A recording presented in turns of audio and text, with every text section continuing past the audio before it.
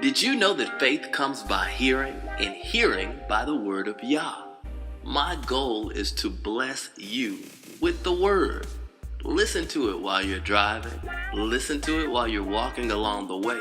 Listen to it when you lay down at night. Listen to the Word. 2 Kings chapter 7, verse 3 through verse 20. Now there were 4 men with Tazara'at at the entrance to the city gate, and they said to each other, "Why should we sit here till we die? If we say we'll enter the city, then the city's been struck by the famine, so we'll die there.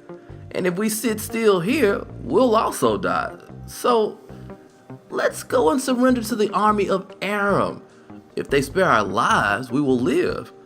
And if they kill us, we'll only die."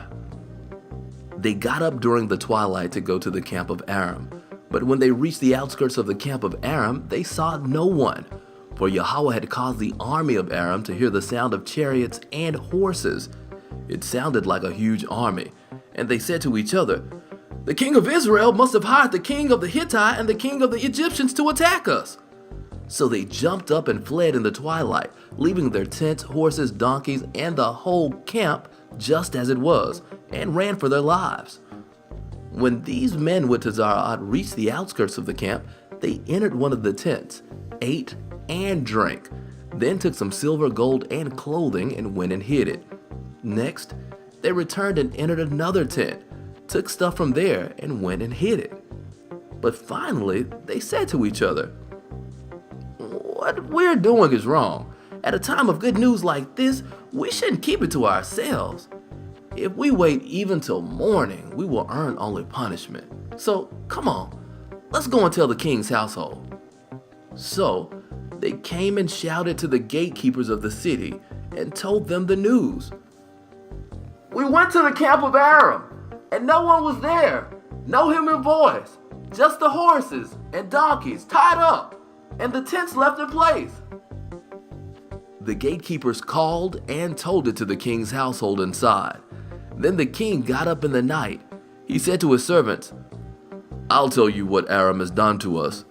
They know that we're hungry, so they've gone outside the camp and hidden in the countryside, saying, 'When they come out of the city, we'll take them alive and then get inside the city.'" One of his servants answered, "I suggest letting some men take 5 of the remaining horses that are left in the city. They're like everything else in Israel that remains, like everything else in Israel, practically finished, and we'll send and see." So they took 2 chariots with horses, and the king sent after the army of Aram, saying, "Go and see." They went after them all the way to the Jordan, and found the entire distance strewn with clothing and other articles Aram had thrown away in their haste. The messengers returned and told the king. Then the people went out and ransacked the camp of Aram, with the result that 6 quarts of fine flour was sold for only a shekel, and a half a bushel of barley for a shekel, in keeping with what Yahweh had said. The king put the servant on whose arm he had leaned in charge of the gate, and the people trampled him down in the gateway, so that he died as the man of the Most High had said he would, who spoke when the king came to him.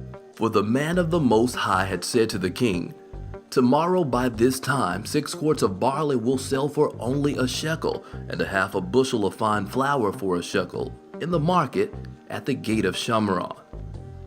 The servant had answered the man of the Most High, "Why, this couldn't happen even if Yahweh made windows in heaven." And Elisha had said, "All right, you yourself will see it with your own eyes, but you won't eat any of it." That is exactly what happened to him, because the people trampled him down in the gateway, so that he died.